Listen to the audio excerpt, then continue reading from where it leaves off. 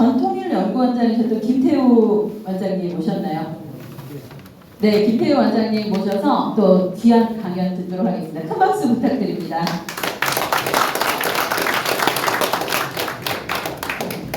감사합니다. 앞에 강의하신 분들 강의가 너무 좋고 또 우리 김영선 가수님 가슴 뭉클하게 하는 노래도 너무 좋았습니다. 저도 많이 배웠습니다.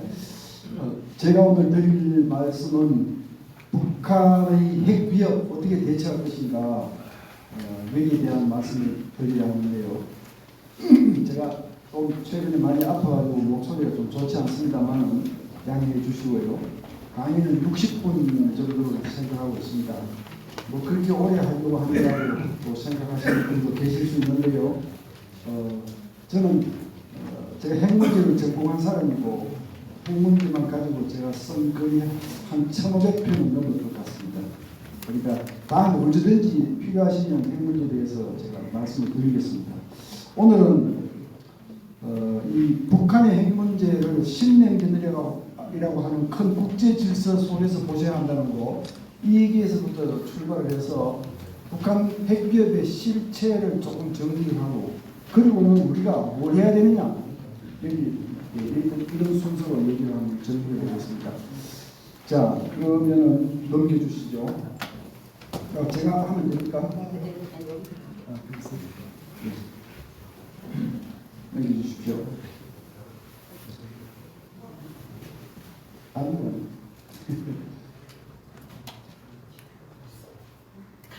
네, 지금 다시 앞으로 보여주십시오. 됐습니다. 예, 됐습니다. 예. 많은 분들이 신문 방송에서 신냉전이라고 하는 말씀을 많이 들을 거예요. 그러니까 그게 뭔지 한번 오늘 제대로 정리를 하시기 바랍니다.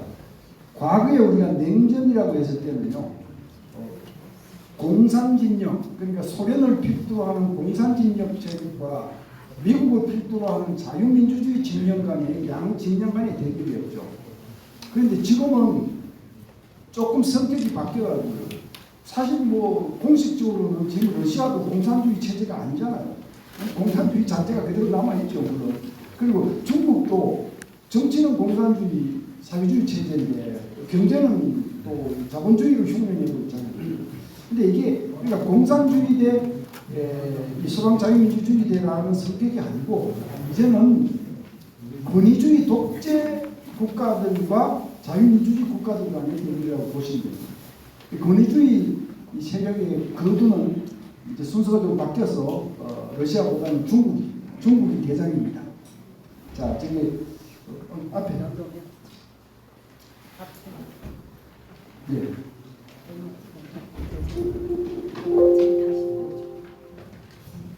제가 이걸로 하면 안 될까요? 네, 거기도 해주시겠어요? 이걸로. 안 넘어갔어요. 예. 그 다음. 예, 됐습니다. 예, 여기 좋습니다. 예.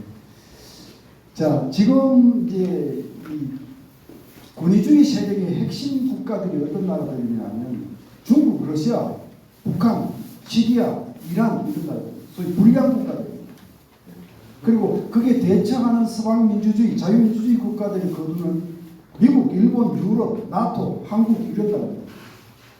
이 나라들, 이 두 세력이 지금 세력 대결을 벌이고 있는 와중에 지금 우크라이나 전쟁에서 보시겠지만 유엔 안보리 상임이사국이 러시아인데, 러시아가 우크라이나를 침략해놓고 유엔에서 안보리가 그거를 규탄하는 결의를 채택할 수 없습니다. 상임이사국이 거부권을 가지고 있습니다.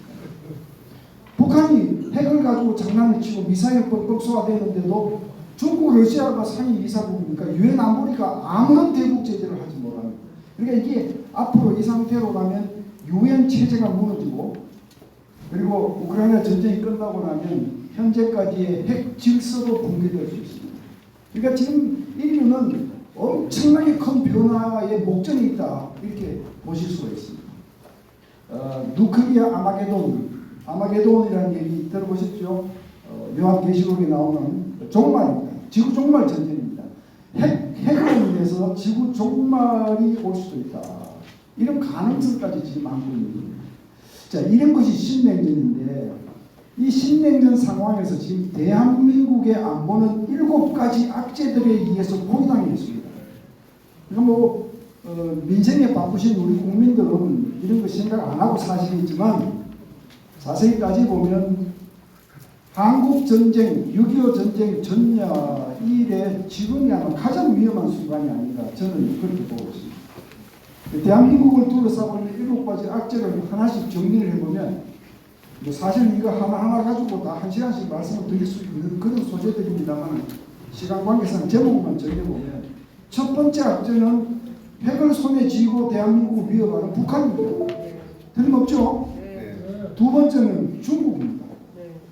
중국이 과거 중국이 아니잖아요. 지금은 권위주의 독재 세력의 거두가 돼서 팽창주의, 말로는 뭐 중화민족의 위대한 부흥이라고 좋은 말을 하지만 사실은 주변국들을 압박하고 중화 패권을 지향하는 팽창주의 중국. 앞으로 어떻게 상대할 것이냐. 세 번째는 Returning Russia. 지금 푸틴 하는 거 보시면 아시지 않습니까? 이웃 나라를 지금 침략하고 있어요. 네 번째는 Changing Alliance. 한미동맹이 여전히 우리한테는 소중하지만 과거의 동맹 같을 수는 없다. 1950년 이 땅에 전쟁이 났을 때 미국은 이 땅에 와서 3만 6천 명의 생명을 희생시키고 자유를 지켜주었습니다. 근데 지금 미국은 그렇게 와서 피를 흘릴 그런 미국은 아니에요. 뭐 돕기는 돕겠지만 과거처럼 소위 블러드 쉐어링 얼라이언스는 기대하기 어려울 수도 있다. 그럼에도 불구하고 우리는 동맹을 거머잡고 국가를 지켜야 됩니다. 그러니까 어려운 과제입니다. 다섯 번째, 위아밍 주해. 일본이 다시 재무장을 하고 있습니다. 불가피하죠. 중국이 팽창주의로 나오기 때문에 일본의 재무장은 불가피한 겁니다. 그런데 일본을 우리가 적국으로 삼아서 우리가 견딜 수 있는가? 이 참 고민해야 되는 문제입니다. 우리가 아직도 일본이라 그러면 무조건 죽창가를 불러대야 되는 대상으로 생각하는 정치인들이 국민을 선동하고 있지만 현실은 그렇지 않습니다. 자, 여섯 번째, 슈링킹 이카노미, 경제가 오그라들고 있다. 사실 대한민국은 국토도 좁고 자원도 없고 가진 것은 창의력이 높은 부지런한 국민밖에 없습니다. 우리가 이걸 가지고 무역을 하고 부를 창출해서 오늘날 경제대국이 되었는데 그러면 안보, 국방도 역시 뒷받침할 수 없기 때문입니다. 그러니까 결국 경제 문제가 우리의 안보 문제가 된다는 거. 마지막 7번째는 Divided South Korea. 한반도가 남북으로 분단되어 있는데 이 대한민국은 또 좌파와 우파로 나눠져 있습니다. 오늘 이 자리에 나오신 여러 어르신들 우리 우파의 맹장들로 저는 알고 있고요. 사실 이 좌우 문제가 너무나 심각하기 때문에 대한민국이 북한을 관리하기도 어렵고 다스릴 수도 없는 저희들이 배운 정치학에는 이런 게 있습니다. 국력이라고 하는 것은요. 국력. 많은 사람들이 북한보다 우리 경제력이 50배나 더 크다 그러더라. 왜? GDP 규모로 보면 그렇습니다. So what? 그 나라의 국력은요. 경제력이든지 국토든지 통계치로 나타내는 거 이거 곱하기 전략입니다. 그 나라를 관리하는 전략이 꽝이면 제로면 곱하기 하면 제로가 되는 겁니다. 그다음에 또 곱하기 뭔지 아십니까? 국민의 의지입니다. 의지. 대한민국이 대한민국을 지킬 의지를 가지지 못하는 나라라면 GDP가 50배 아니라 500배가 더 커도 북한 앞에 그냥 한순간 무너지는 겁니다. 이런 걸 생각하면 지금 위기다 하는 말씀드립니다. 자, 중국이 위험하다고 제가 말씀드렸는데 제가 이 다 설명드릴 수가 없습니다. 시간 때문에. 그러나 왼쪽 밑에 있는 미어 쉐이머 교수의 책 소개를 잠깐 드리면 저 책 제목이 대착각 아닙니까? 대착각. 1970년도에 미국이 핑퐁 외교를 앞세우고 중국을 개방시켜서 중국을 자본주의 세계에 편입시켜서 경제가 발전이 되면 중국은 공산주의, 사회주의 체제를 버리고 친근한 이웃 국가로 같이 발전할 것이다. 이렇게 미국이 믿었죠. 그러나 사실은 중국은 그렇게 해서 국제 무대에 데뷔를 한 이후로 자기들이 가지고 있는 경쟁력을 가지고 세계 제조업을 다 까먹었고 그렇다고 해서 중국인 것 대한민국처럼 민노총이 있어가지고 뭐 노조운동 이런 거 없습니다. 정치적으로 딱 검사하고 있으면서 못 이깁니다. 그런 중국한테 가격 경쟁해서 이길 수 있는 나라는 없습니다. 그렇게 해서 긁어모은 부를 가지고 중국이 이렇게 패권을 추구하고 미국에 도전하고 주변국들을 압박하는 이런 못된 나라가 될 줄 몰랐다. 저게 이제 저 교수가 쓴 제목이 바로 그런 겁니다. 중국은 지금 이 남중국해는 공해입니다. 공해. 12일에 바깥에 바다는 다 공해입니다. 그러나 남중국해 80% 이상을 다 선을 그어놓고 이 중국 영해다. 그러니까 주변 나라들하고 그냥 계속 전쟁이 일어납니다. 필리핀, 베트남, 뭐 인도네시아, 베트남 같은 나라는 사회주의 국가 아닙니까? 사회주의 국가. 사회주의 국가 베트남 지금 미국하고 친구가 되어 있습니다. 왜 그렇습니까? 중국이 워낙 압박을 하니까요. 정말 이런 세상이 된 겁니다. 이게 소위 중국의 남중국해 내해화 시도 이렇게 우리는 부릅니다. 그런데 신문에 좀 보시면 좋겠어요. 신문에 나지는 않지만 서해, 우리의 황해 이미 중국의 내해화가 되었다고 저희들은 봅니다. 신문에 나지 않지만 사실 시진핑 집권 이전까지만 해도 중국과 한국 군함들은 동경 123.5도 선을 경계로 해서 서로 넘어가지 않았습니다. 그리고 상호 존중을 위해서 넘어가지 않았습니다.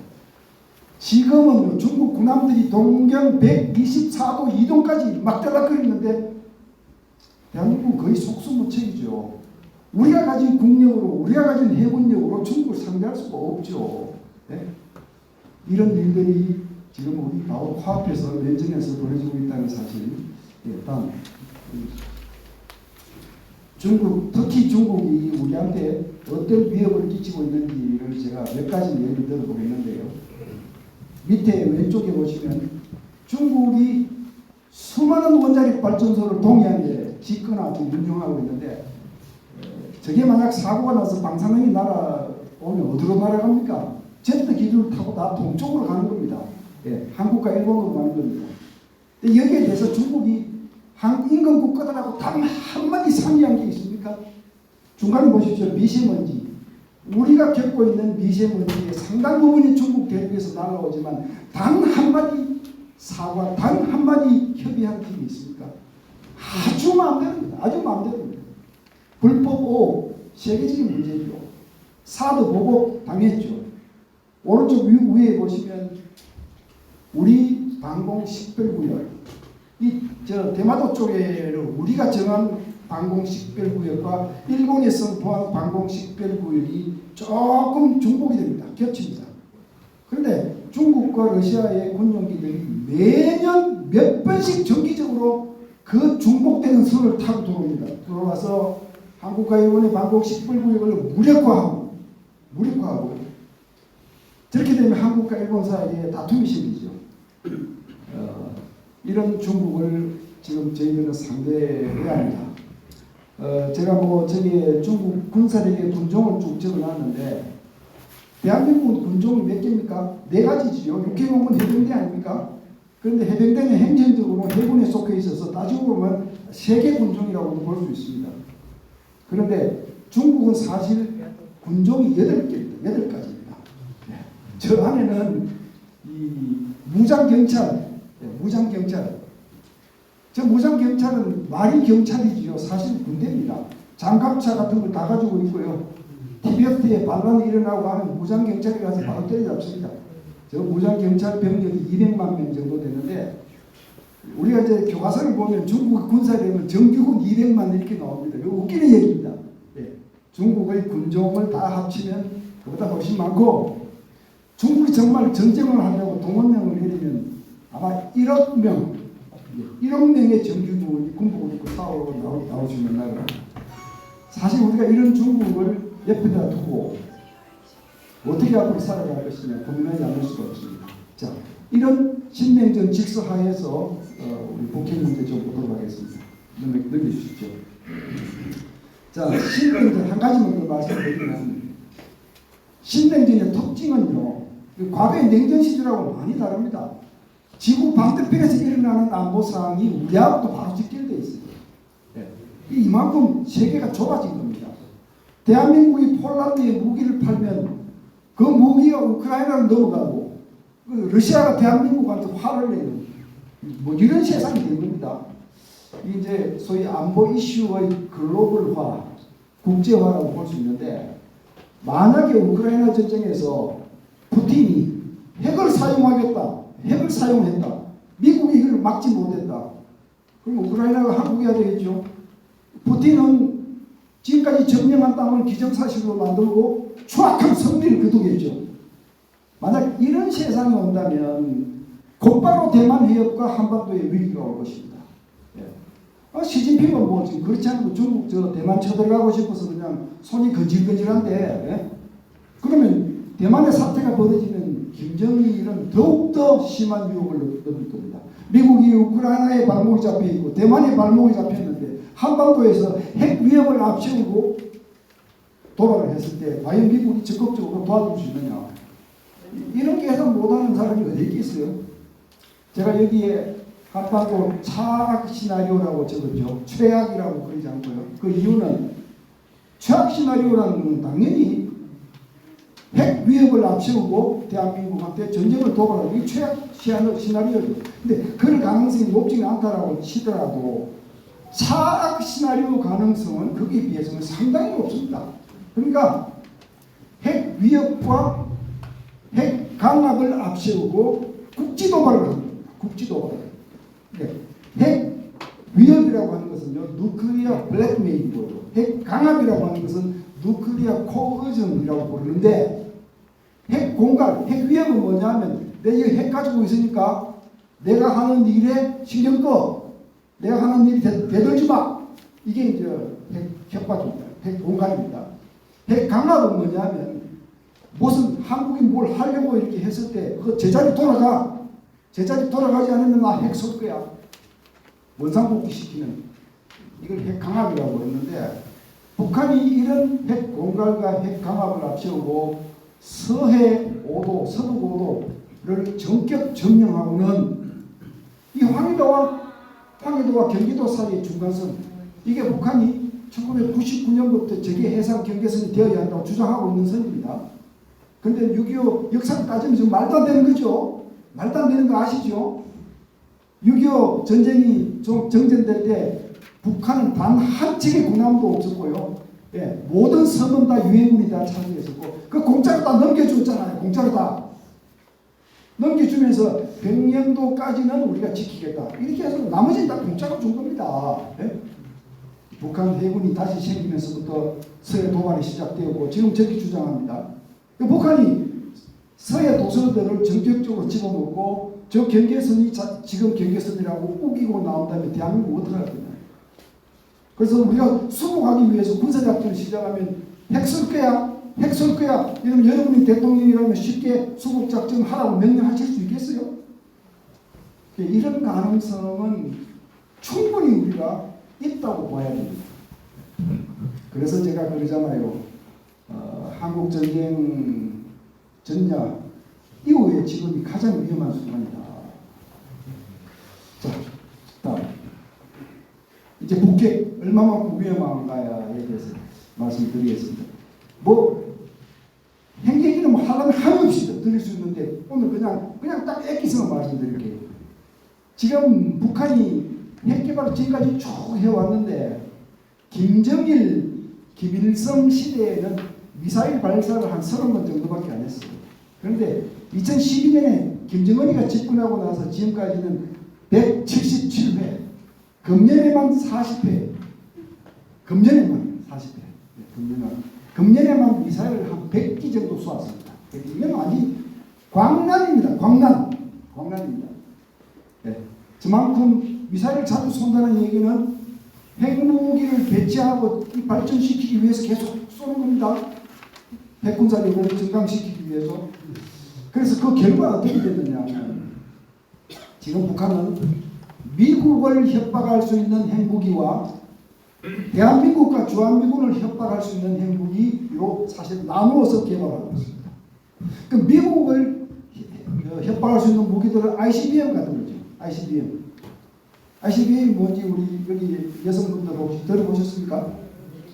예? 네, 들어봤습니다. 예? 예. ICBM은 인터컨티넨탈 볼리스틱 미사일, 대륙간 탄도미사일. 이 대륙에서 저 대륙까지 날아가는 장거리 탄도미사일 말이죠. 그 미국 본토를 때릴 수 있는 ICBM을 북한이 만드는 이유는 무엇인가? 미국하고 핵전쟁을 할 가능성을 보고 하는 것입니다. 그거 아닙니다.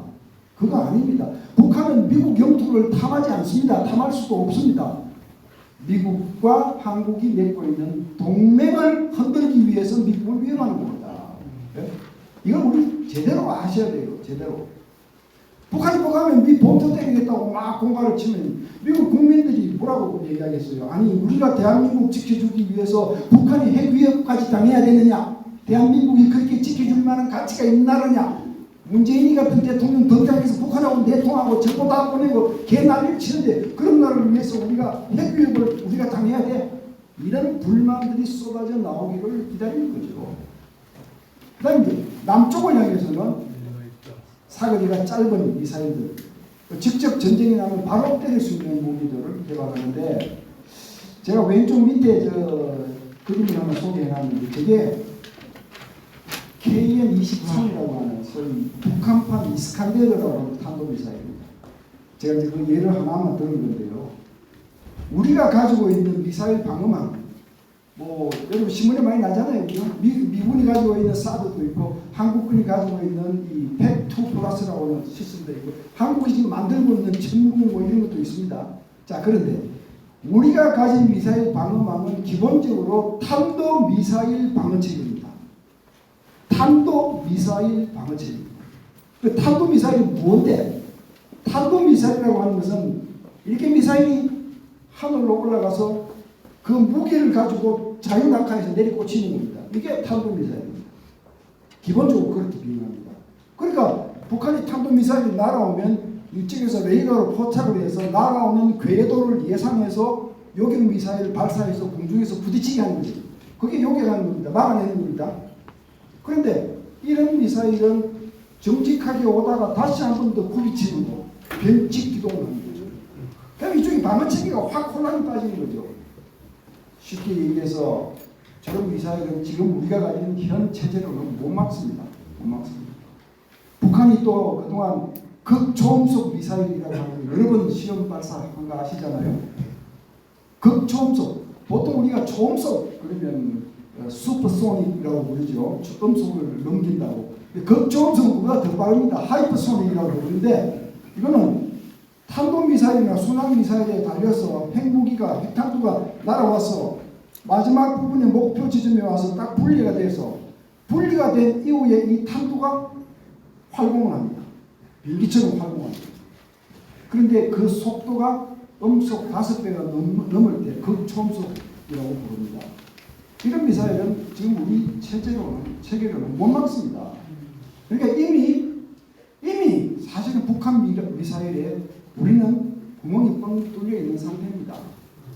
자, 이게 지금 북한 미사일 위협인데 최근에 있었던 일들은 신문에 다 났어요. 여러분들 아시잖아요, 그죠?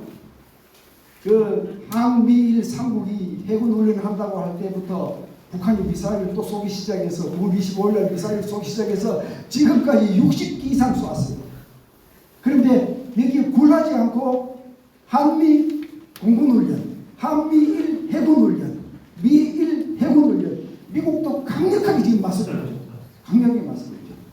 그래서 지금 양쪽에 신경이 곤두서있고 긴장이 고조되어 있는데 미국이 과거보다 좀 달라지는 사실입니다. 북한이 핵이 자꾸 커지니까. 맨 밑에 보이는 이 비행기가 MQ-9이라고 하는 소위 무인기인데요. 무인기가 실제 사람이 타는 전투기만큼 덩치가 큽니다. 이게 말이 무인기지 이 조작을 해서 5만 대가 날아갈 수 있고 공격할 수 있고 정찰할 수 있고 그리고 세계 최강의 무인기인데 이게 더 유명한 것은 요인 암살용으로 유명합니다. 요인 암살용으로. 그러니까 2020년 재작년 1월달에 이란 혁명 수비대의 그 정예부대 사령관인 술레이마니 장군이라는 사람이 바그다드 공항에 내려서 자동차로 갈아타고 그 일행이 차를 타고 쭉 그 공항 안에 도로를 달리는데 하늘에 떠있던 MQ-9이 헬파이어 미사일이라고 하는 것을 발사해서 정확하게 술레이마니를 그 자리에 적사시키버렸죠. 이게 북한 일인 걸 알아요. 최근에 미국이 이 MQ-9 부대를 일본에 창설했습니다. 일본에다 갖다 놓고 이 부대를 갖다 놓고 참석을 했고요.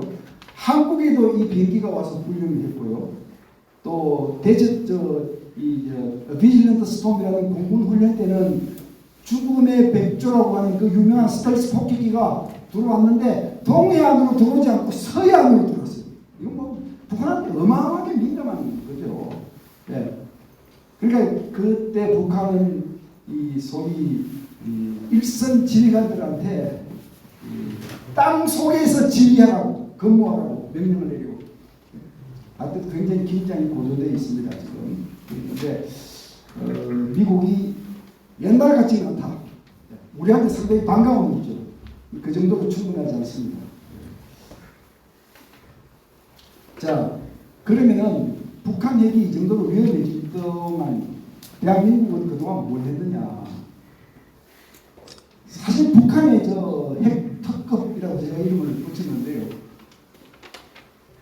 한 번도 멈춘 적이 없습니다. 북한의 핵 개발 노력은 단 한 번도 멈춘 적이 없습니다. 저는 제가 1989년에 미국에서 핵 문제를 전공해서 박사학위를 받았는데 그로부터 와서부터 주장하기 시작한 것이 북한의 핵 개발은 어떠한 일이 있어도 멈추지 않는다. 그러니까 북한이 핵 개발을 포기할 수도 있다는 전제하에 안보 정책을 세우면 안 된다 하는 얘기를 저는 쭉 했었어요. 그런데 우리 정치인들은요 이런 얘기에 아무런 관심이 없어요. 그냥 집권하면 북한하고 정상회담에서 그냥 인기 올릴 생각부터 먼저 하고요. 북한하고 정상회담 하는 건 제 반대하지 않습니다. 북한 뭐 필요하면 또 도와주고 전쟁 안 하고 상생해야 되겠죠. 그러나 북핵에 대한 것은 안보 차원에서 쭉 대응을 하면서 해야 되는데 그렇게 안 한 거예요. 그 대한민국은 오늘날 어떻습니까? 미국의 핵우산에만 전적으로 의존하는 발화순이죠. 북한은 핵을 가지고 있고 우리는 핵을 안 가지고 있고 미국이 북한한테 대한민국을 건드리면 너희는 내 손에 죽어 라고 하는 핵우산을 제공해서 대한민국을 지키고 있는 이것이 지금 지난 30년 동안 계속 지속되고 북핵이 왜 포기될 수 없느냐 하면 이유가 너무 명백해요. 김일성의 유언입니다. 김일성의 유언은 북한에서 그 누구도 대꾸하지 못합니다. 아니 북핵은 북한 수령의 위대한 과학적 업적이고요. 북한 독재 체제를 정당화시키는 홍보 수단이고요. 내부 단계를 기하는 체제 단속입니다. 그럼 어떻게 포기하겠어요? 100만이 굶어 죽든 200만이 굶어 죽든 포기할 수 없는 겁니다. 거기다가 궁극적인 목표가 뭡니까? 주체통일 아닙니까? 주체통일 대한민국한테 핵과 미사일이 없으면 대한민국한테 뭘 가지고 당합니까? 비행기를 당합니까? 군함으로 당합니까? 안 되죠. 우리가 국방비가 훨씬 많고 사람이 훨씬 많으니까. 이 궁극적인 주체통일 수단인데 그 주체통일을 회방하는 가장 큰 장애물은 바로 한미동맹입니다. 그 한미동맹을 흔들 수 있는 수단은 북한이 가지고 있는 핵입니다. 네? 그러니까 이거 포기할 수 없는 거예요. 그런데도 우리 정치인들은 마치 북한을 압박을 하거나 달래거나 퍼주거나 하면 핵을 포기시킬 수 있다는 소위 비핵화 외교에 연연하면서 30년을 보내왔습니다. 저기 온갖 얘기들, 온갖 엉터리 같은 얘기들이 궤변이 떠돌았는데 북핵은 대미용이지 대남용은 아니다. 동족을 향해서 쓸 것이 아니다. 중국도 북핵을 원하지 않는다. 아니 신냉전 구도를 보면 중국이 북핵을 원하지 않아요. 북한이 나서서 핵무기를 가지고 미국을 들었다 놨다 해주는 것이 중국이 보기에는 얼마나 기특해요. 신냉전 구도에서. 그런데 북핵을 원하지 않는다고요? 이런 엉터리 없는 얘기들. 북핵도 통일되면 우리 것이니까 가만히 두는 것이 좋겠다. 제가 이 학생들한테 강의하면서 이런 질문을 받았을 때 제가 2단계로 답을 합니다. 2단계로 저희 얘기는 그입니다. 첫째, 핵을 가진 상태로 통일 한국이 되는 거. 그러니까 뭐 주체 통일이든 뭐 자유민주주의 통일이든 어떤 통일이든 통일 한국이 핵 강국으로 통일하는 것은 주변 사강들이 절대로 허락하지 않는다. 그런 통일은 존재하지 않는다. 두 번째, 북한 핵을 가지고 우리가 핵을 안 가진 상태에서 통일이 되면요, 주체 통일이 됩니까? 자유민주주의 통일이 됩니까? 주체 통일이 되잖아요. 주체 통일. 세계 어떤 역사에도 어느 한 나라의 안보 역량이 이만큼 크고 다른 나라 안보 역량이 이렇게 작은데 이 안보 역량이 큰 나라가 굴복해서 작은 나라 체제로 흡수 통일에 대해서 들어간 사례는 없습니다. 그 반대는 존재하지만 그런 사례는 없습니다. 그러면 핵을 가진 상태에서 통일이 된다고 하면 그건 주체 통일입니다. 주체 통일. 여러분, 주체 통일하고 핵 가지는 것이 좋습니까? 말이 안 되는 거죠. 말이 안 되는 거죠. 이제 이런 엉터리 같은 얘기들을 가지고 이 정치인들이 이 궤변들을 퍼뜨리는데 굉장히 많은 역할을 했어요. 제가 일일이 소개하지 않아도 다 아실 겁니다. DJ는 뭐라고 했습니까? 북한은 핵을 만들 의지도 능력도 없다. 만들면 내가 책임질게. 이래 보여요. 임동원 씨는 북한 핵 지금 하기 한 달 전에, 1년 전에 북한이 핵 가지겠다고 선언하는 것은 그냥 미국과 협상하기 위한 카드일 뿐이다. 노무현은 북한이 핵 실험을 한다는 어떤 징후도 없다. 유시민은 나중에 핵 실험하고 나서 뭐라고 했냐니까 북한이 핵을 가지게 된 것은 전적으로 미국 책임이다. 미국이 동북아시아에 적국이 있기를 동북아 긴장을 만들어야지 미국 영향력을 발휘한다는 겁니다. 미국의 바로 패권주의 때문에 북핵이 실현한 것이다. 추미애는 더불어민주당 대표 시절에 뭐라고 그랬느냐. 오늘날 북한이 핵을 가지게 된 것은 대한민국이 핵배치를 포기하고 강풍 정책을 택했기 때문이다. 네. 자, 회의를 하고 제가 이 밑에 예수님 그림을 올렸습니다. 느닷없이 왜 예수님 얘기가 등장하느냐. 군비 통제, 군비 축소 이런 거 들어보셨죠? 양쪽이 사이좋게 니캉나캉 이렇게 낭비적인 경쟁을 하지 말고 같이 군비 줄이자. 같이 없애자. 이게 군비 통제 아닙니까? 근데 예수님식 접근으로 성공한 군비 통제는 역사상 없습니다. 예수님은 상대가 너를 사랑하기 전에 네가 먼저 상대를 사랑하라. 네가 먼저 양보를 해서 모범을 보여서 상대를 설득시키라. 그 얘기 아닙니까? 그렇게 해서 군비 통제가 된 사례는 없습니다. 반대는 많습니다. 수두룩합니다. 제가 레이건 방식이라고 반대는 레이건 방식인데 여러분 SDI라고 들어보셨습니까? 1980년대 스타워즈 프로그램이죠. 이 소련이 계속 공격 미사일을 만드니까 레이건이 그거 만들지 말자. 아무리 설득해도 말을 안 들어요. 그리고 좋아. 그러면은 네가 어떤 데서 얼마만큼 많은 미사일을 쏘더라도 다 막아내도록 우주와 하늘과 땅과 바다에 입체적으로 방어 무기들을 배치하겠다. 그러니까 한마디로 소련의 공격 핵무기를 무력화시키겠다. 이렇게 해서 그걸 착수했어요. 실제로. 착수하니까 소련이 깜짝 놀란 거지. 이러다가 우리 무기 다 그냥 무력화되고 이제 큰일 났다는 거지. 그래서 미국의 SDI를 돌파할 수 있는 새로운 신무기를 만들어야 되겠는데 돈을 퍼붓다가 가랭이가 찢어져서 파산한 거 아닙니까? 예? 그렇게 해서 소련이 핵군축 회담이 나왔습니다.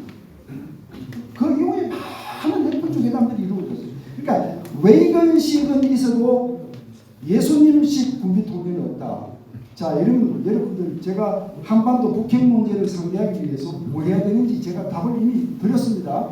북한만 핵무기를 가지고 우리는 핵을 안 가진 상태, 이런 비대칭 상태에서 북한한테 아무리 우리는 바가송이로 있을게 너도 옷을 벗어달라 이렇게 애원한다고 북한의 비핵화가 되는 것이 아니다.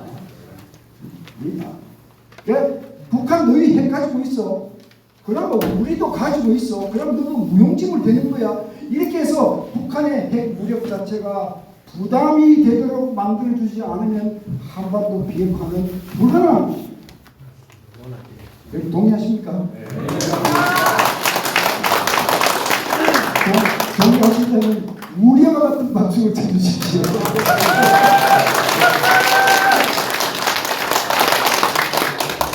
자, 그러면은 이제 북한의 핵 위협이 성능과 숫자만 늘어난 것이 아니라 전략 자체가 무시무시하게 변했어요.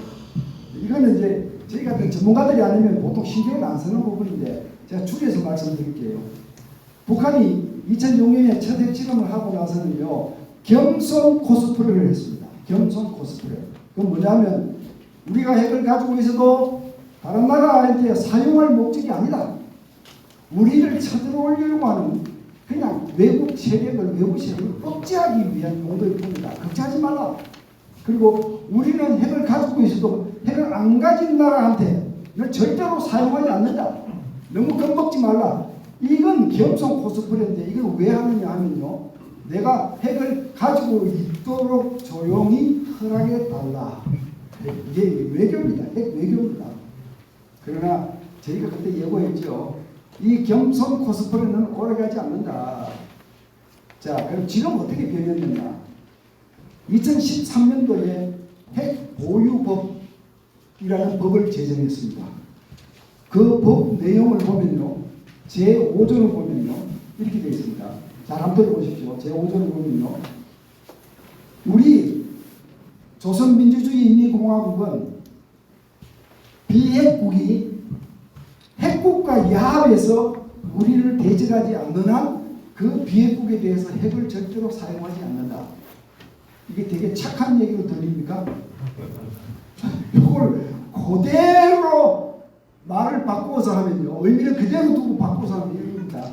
대한민국이 비핵국이지만 핵 보유국인 미국과 동맹에서 우리에 대적하면 대한민국의 핵을 사용한다. 그 얘기입니다. 굉장히 무시무시한 얘기죠. 이렇게 정책이 바뀌었습니다. 바뀌고 금년 4월 달에는 김정은이가 열병식에 나와서, 윤명근 창건 기념일 열병식에 나와서 핵 무력의 사명은 억제만 있는 것이 아니라 필요하면 다른 사명도 수행한다. 그 다음 며칠 후 5월 5일 날 김여정은 담화를 통해서 이랬어요. 핵 무력의 소임은, 사명은 전쟁 초기에 상대방의 전쟁 의지를 소멸시키는 것이다. 한반도에 전쟁 나면 대한민국을 향해서 핵을 사용하겠다고 증명한 겁니다. 이렇게 무시무시하게 바뀌어 나갔어요. 지금은 북한의 핵 전략이 공개적인 핵 사용 전략으로 천명이 되었고, 대한민국을 향해서는 선제 핵 사용을 하겠다라는 것으로 바뀌었습니다. 그래서 2022년 금년 중에 전 세계에서 지도자가 나서서 핵 사용을 공개적으로 협박하는 나라가 딱 2개, 러시아와 북한입니다. 이런 위험성을 느끼지 않는다면 대한민국은 나라가 아니죠. 자, 핵전략은 그런 정도로 나가고요. 그럼 한국, 대한민국 어떻게 해야 되느냐? 제가 강의 몇 번 시작했습니까? 31분 됐어요. 네. 대한민국은 어떻게 해야 되느냐? 저기 제목에 보면 북한이 대남 핵 공격에 어떻게 대비해야 되느냐 이렇게 제목이 적혀 있는데, 크게 보면요, 북한이 핵 공격하면 어마어마하게 심각한 문제가 되고요, 물론. 그런데 핵 공격하지 않더라도 핵 갑질, 핵을 실제로 사용 안 하고 들고 갑질을 해도 대한민국은 노예처럼 당할 수 있어요. 그러니까 북한의 핵 갑질과 핵 공격에 어떻게 대비할 것이냐. 3단계입니다. 네, 3단계입니다. 이건 제가 수십 년 동안 주장을 해온 것이고, 앞으로도 이 주장을 계속할 겁니다. 첫째는 핵 균형으로 가야 한다. 누클리어 패러디. 북한만 핵을 가지고 대한민국은 핵을 안 가진 소위 이 비대칭 상태에서 한미 동맹만 의존하고 있는 이 상태에서는 한미 동맹이 흔들리면 대한민국은 북한 핵 위협에 노출된다. 뻔한 거 아닙니까? 뻔한 거 아닙니까? 이 상태는 대칭으로 바꿔야 된다. 대칭으로 바꾸기 위해서는 대한민국이 핵무장을 해야 되는 거 아니냐? 예. 일반 국민들께서는 대한민국 핵무장이 필요하다고 소리 질러 주셔야 합니다.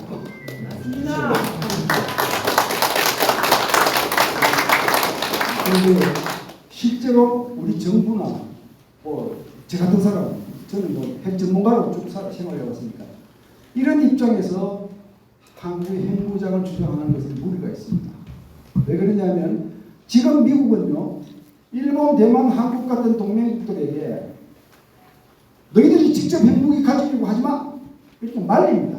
그 대신 핵 우산을 제공해서 내가 지켜줄 테니까 나를 믿고 스스로 핵무장을 하지마. 이게 미국의 수십 년 동안 지속되어 온 반확산 정책입니다. 이 정책에 맞서서 우리가 독자 핵무장을 하게 되면 한미동맹이 파열음을 내겠죠. 그래서 사실은 미국 이 정책이 바뀌기 전 상황에서 독자 핵무장을 강행하는 것은 얻는 것보다 잃어버리는 것이 더 많다. 이건 저희들의 냉정한 계산입니다. 예. 그래서 지금 핵균형은 우리의 독자 핵무장으로 하는 것이 아니라 미국의 핵역량을 가져와서 해야 한다는 겁니다. 이게 한미간에 지금 시급하게 해야 될 과제입니다. 여기는 많은 방법들이 있습니다. 많은 방법들이. 과거처럼 미국 전술핵을 한반도에 우리 한국에 갖다 놓는 방법도 있지만, 그래서 대한민국 좌파들이 개난리 칠 거 아닙니까? 예? 그러나 그거 말고도 지금은 다양한 방법이 있습니다. 미국이 새로 개발한 전술 핵무기를 우리 공군기에 달고 이렇게 갔다 왔다 하는 방법도 있고요. 미국의 핵잠수함들이 동해에 상시 배치돼서 북한에게 위협을 가하는 방법도 있고, 대한민국 건드리기만 하면 너희는 골로 가는 것이다 라고 하는 메시지를 확실하게 주는 방법은 지금 여러 가지가 있습니다. 네, 미국이 개발하고 있는 극초음속 미사일 다크 이글 같은 것을 주변에 갖다 놓고요, 상시 배치하는 방법도 있고. 그러니까 이거는 한미 간에 윤석열 정부가 반드시 해내야 될 과제다. 네. 자, 근데 그렇게 했는데 북한이 물러서지 않고 더 난리를 치다. 더 핵무기를 늘리고 핵실험도 하고 막 더 위험하게 논다. 그때는 미국한테 얘기해야죠. 이제 더 이상 동맹국들의 핵무장을 만류하는 정책은 중단하라. 미국도 그거 알고 있습니다. 그 정책을 계속하다가는 중국과 북한은 무제한적으로 핵을 지 맘대로 만들고, 우리 미국의 동맹국들은 딱 손발을 묶고 난 이 상태가 지속되면 앞으로 동아시아 전략 균형 전체가 중국으로 넘어간다. 이거는 저희 전문가도 알고 미국 전문가도 알고 다 아는 사실이에요. 그렇다면 그런 단계가 오면 대한민국은 한미 동맹 하에 핵 무장을 해야 합니다. 그게 두 번째 단계입니다. 자, 그래도 안 된다는 된다는 것은 이제는 북한뿐 아니라 중국과 러시아가 대한민국으로 핵기업을 하는 이런 무지막지한 상황까지 온다면, 그때는 노코리아 쿼드가 되든지 아시아판 나토가 되든지 한국, 일본, 대만 같은 나라들이 다 핵무장하고 미국하고 합심해서 소위 핵동맹을 맺고 대처할 수밖에 없다. 이게 3단계입니다. 3단계. 그러니까 2단계, 3단계는 아직 도래하지 않은 미래의 일이지만 1단계는 벌써 했어야 될 겁니다. 벌써 했어야 될 걸 아직까지 못 해온 겁니다. 못 해온 겁니다. 저는 제가 이 핵정책을 관장하는 컨트롤 타워 위치에 있었더라면 아마 10수년 전부터 이거 해왔을 겁니다. 개인적으로 저는 대통령을 모르기 때문에 가능성이 없습니다. 자, 그러면은 보십시오. 맨 밑에 북한의 핵 위협에 대비하기 위해서 당장 대한민국도 뭘 해야 되냐? 지금은 핵 균형을 취해야 한다. 동맹의 힘을 빌려서 핵 균형을 취해야 한다. 한국형 삼축 체제를 강화해야 한다. 오늘 제가 시간이 많지 않아서 삼축 체제 얘기를 많이 못 드는 것이 유감인데, 한국형 삼축 체제는 신문에 많이 났잖아요. 킬체인, KMAD, KMPR. 그러니까 북한이 핵을 쏘려고 하면 우리가 먼저 선제로 때린다. 이게 이제 선제, 킬체인이고, 북한이 핵을 쏘면 우리가 가지 방어막으로 막아낸다. 이게 방어 두 번째 축이고, 세 번째 축은 북한이 핵을 사용했으니까 우리가 응징 보복을 한다. 이 세 가지 축 아닙니까? 선제, 방어, 응징, 이 세 가지 축을 말합니다. 그런데 지금까지 우리 국방부가 이걸 해왔는데 문제가 참 많아요. 저는 이 문제를 죽기 살기로 연구한 사람인데 문제가 많아요. 선제할 수 있습니까? 솔직하게 불가능합니다. 기술적으로 어렵습니다. 북한이 북한 전역의 미사일 핵 무기 움직이는 것을 손바닥처럼 보고 있어야 되는데 그렇게 보려면 적어도 200개 정도의 정찰 위성이 있어야 되고요. 그다음에 정찰 위성이 200개가 있어도 가림막 밑에 있거나 터널 속에 있다가 나와서 기습적으로 발사하는 걸 어떻게 알아요? 어떻게 막아요? 어떻게 선제를 하느냐고. 그럼 대한민국은 정찰 위성이 몇 개나 있는데 이렇게 궁금하시죠? 빵입니다. 빵. 하나도 없습니다. 이게 지금 그러니까 이게 그리고 정치적으로도요 쉽지 않아요. 설사 북한의 미사일 움직임이 이상하다. 대통령 각하 저거 선제할까요? 대통령이 선제해라고 할 수 있습니까? 그게 훈련하는 건지 우리 때리려고 하는 건지 어떻게 알아요? 예? 만약 그걸 우리가 선제를 했다. 그러면 북한이 그거 얻어맞고 아이고 우리가 대한민국을 치려고 미사일을 씌웠는데 두들겨 맞았습니다. 이렇게 고백할 것 같아요? 아니죠. 멀쩡하게 그냥 우리는 정상적인 훈련하는데 대한민국이 전쟁을 도발했다고 길길이 뛸 거 아닙니까? 이게 선제라고 하는 것이 이런 제약이 많다는 것을 우리가 알고 있어야 되고 방어라고 하는 것도요. 방어는 다다익선입니다. 북한이 100개 쏘는데 뭐 90개 막으면 더 좋고 95개 막으면 더 좋고 예? 그런데 방어 완벽할 수 없습니다. 반드시 뚫리게 되어 있습니다. 그리고 방어는요. 상대방한테 강력한 억제 메시지를 주지 못합니다. 그게 무슨 얘기냐면 쏘는 사람 입장에서 보면 북한 입장에서 보면 내가 쏘았는데 한국이 막아내네? 그거 그래 앞으로 안 쏘면 되겠지 뭐. 믿지야 본전이에요. 믿지야 본전. 왜? 그래서 삼축체제의 중심은 응징이 돼요. 응징. 우리가 선제를 못할 수도 있고 방어에 실패할 수도 있어도 반드시 사후 응징은 반드시 가한다. 맞습니다. 예. 이게 저기 적혀 있는 북한에 대한 핵 공격을 억제하는 최상의 방법이다. 예? 근데 이제 한국형 삼축체제는 핵무기가 아니라 우리 군이 운영하는 제대무기 체계 아닙니까, 그죠? 북한의 핵 위협에 대해서는 우리가 핵균형으로 맞서는 것이 제일 좋고, 그러나 보완적인 차원에서는 제대무기도 일정한 억제력이 있어요. 응징 같은 거 있잖아요. 이론적으로 따지면요. 너 대한민국한 핵공격하면 너 죽는 거야. 딱 한 발의 탄환, 한 발의 총알로 북한 지도자를 적사시킬 수 있는 능력이 있다면 그 한 발로도 북한 핵공격 못하게 억제할 수 있어요. 그러니까 이 한국형 삼축체제는 미국의 핵우산에 전적으로 의존하고 있는 지금 현 단계에서 우리의 재량권을 키울 수 있는 훌륭한 보안수단으로서 앞으로 키워야 한다. 정말로 지금처럼 해서는 안 된다. 네? 세 번째는 핵 무장 잠재력 향상.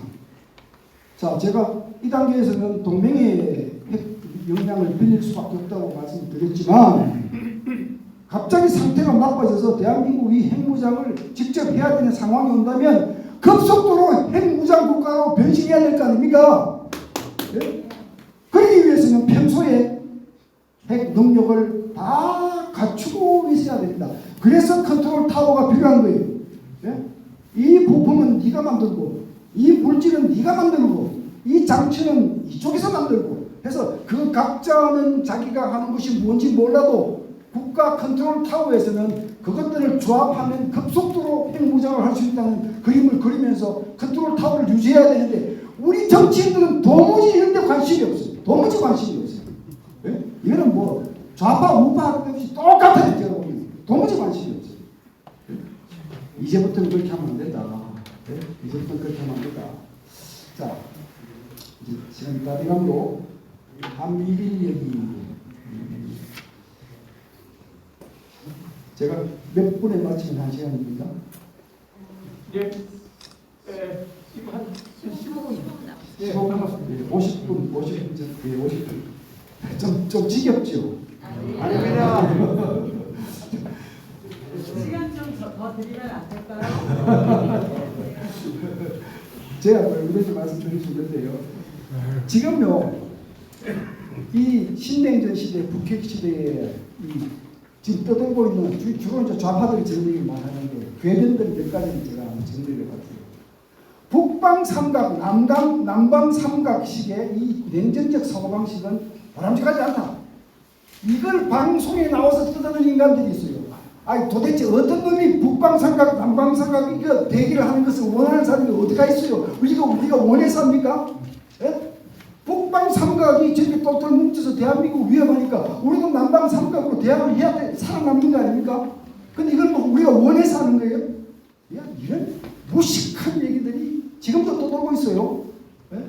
전쟁보다 평화를 위해 노력해야 한다. 윤석열 대통령은 뭐 동맹 강화하고 뭐 한미 훈련하고 그 전쟁 준비하지 말고 북한하고 잘 지낼 평화를 위해서 노력해야 한다. 이게 말이라고 합니까?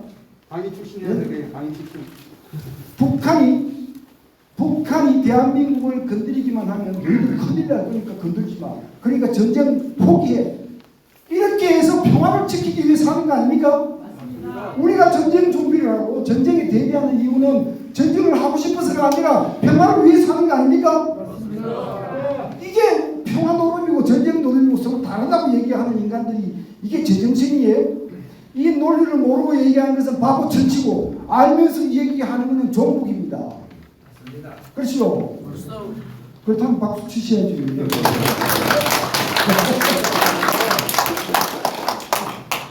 일본과 안보 협력하면 큰일 난다. 이게 100년 전 얘기입니다. 100년 전 얘기입니다. 이따 이제 말씀드릴게요. 그 다음에 이게 제가 기가 막혀서 제가 소개를 하는데요.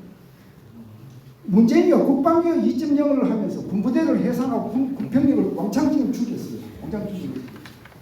제가 그 사람이 지금은 그럴 때가 아니다라고 아무리 외쳐댔지만 아무런 소용이 없었어요. 아무런 소용이 없어요.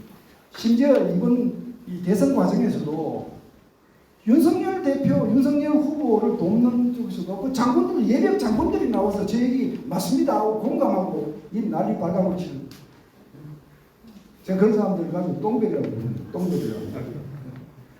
보십시오. 인구가 줄어들고 병력 자원이 줄어들기 때문에 군 복무기간 단축이 불가피하다는 얘기는 안보 사정에는 존재하지 않습니다. 맞습니다. 네. 우리 군사력이 몇 명이 필요하냐. 소위 수요가 군사력 수요를 결정하는 것은 인구 규모가 아니라 안보 상황입니다. 그렇지 않아요? 병력을 유지하려면 안보 복무기간을 늘리면 되는 겁니다. 늘리면. 과거에 우리 3명씩 다 복무했는데 지금 왜 3명 왜 못하는 겁니까? 예? 얄팍한 정치 논리로 이 궤변을 늘어놓고 있는. 자, 한미일 군사훈련은 극단적인 침입니다. 제 얼굴을 가렸지만 누군지 아시겠죠? 네, 저 안에는 예비역 대장도 있습니다. 똥별 예비역 대장도 있습니다. 아니요. 네. 일본을 우리가 활용을 충분히 하는 것이 북핵을 대비하는 데는 우리가 필요합니다 하는 말씀을 제가 지금부터 잠시 드리려고 합니다. 많은 사람들이 일본은 옆에 있는 조그마한 섬나라라고 자꾸 얘기를 하는데 일본 작은 나라가 아닙니다. 세계에서 세 번째로 경제 대국이고요. 일본이 차지하고 있는 이 배타적 경제 수요 넓이가 대한민국 12배가 넘습니다. 일본 작은 나라라고 생각하지 마세요. 자, 그러면은 왜 중요한지를 제가 한 가지만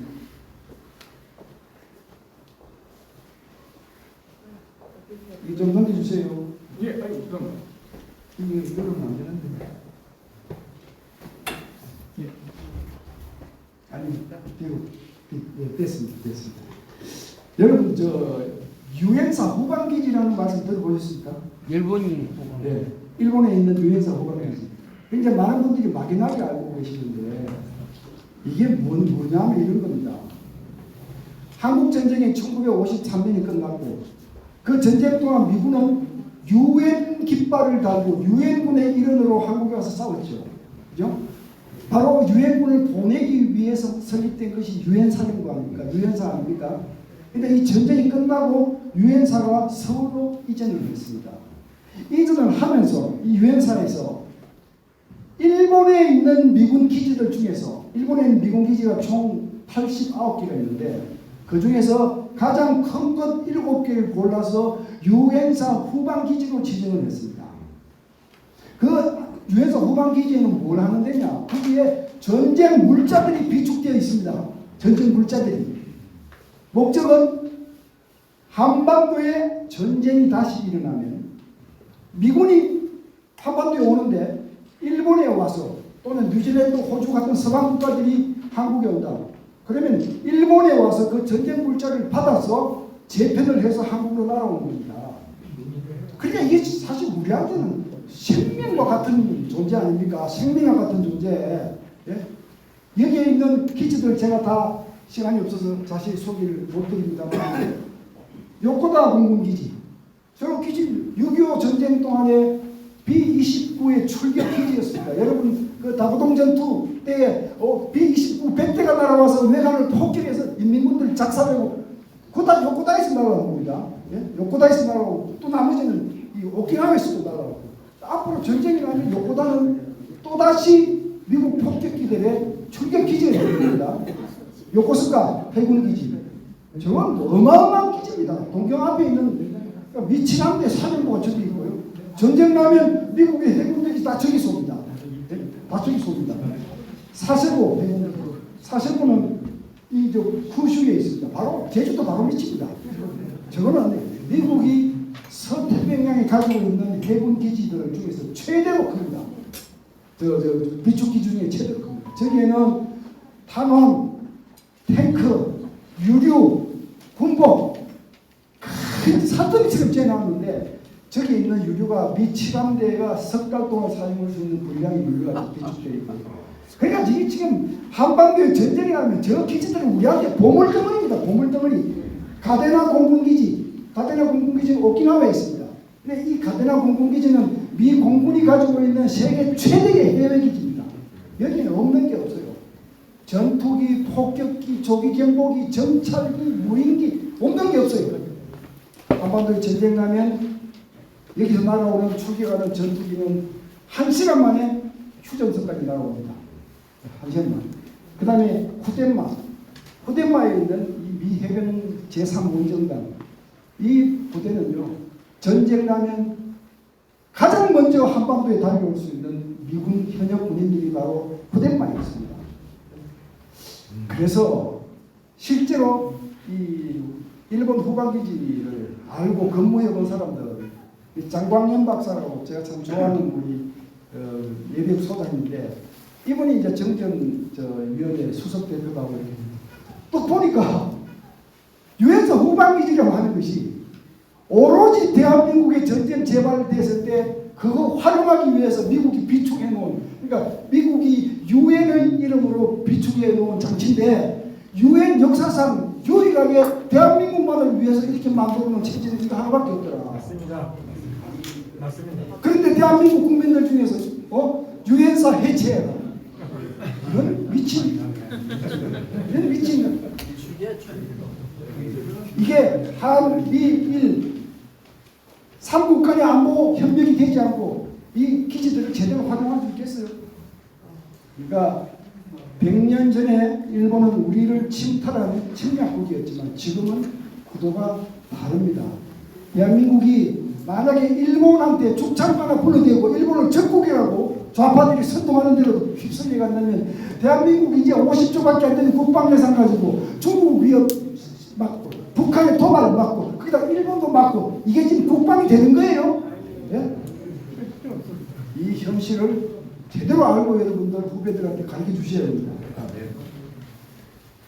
예, 다음. 시간이 다 돼서 마지막 경우로 왔습니다.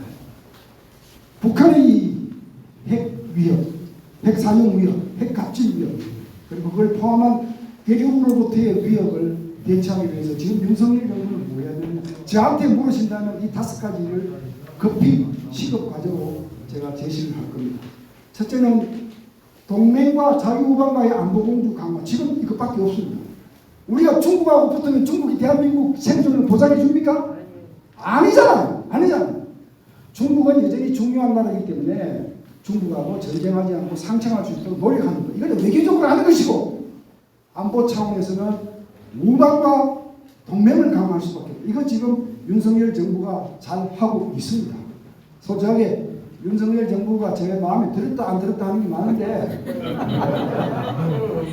이 부분은 방향을 확실히 잘 잡고 있기 때문에 저와 여러분 모두가 성원해야 된다. 이 말씀드립니다.